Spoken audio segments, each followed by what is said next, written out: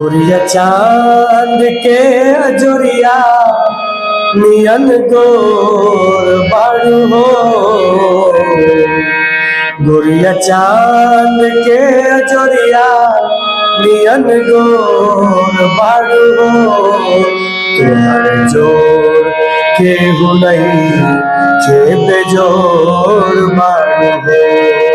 तुहर जोर केहू नहीं के बेजोर बाड़ू हो। गोरिया चांद के अजोरिया नियन गोर बाड़ू हो। गोरिया चांद के अजोरिया नियन गोर बाड़ू हो। तुहर जोर केहू नहीं के बेजोर बाड़ू हो।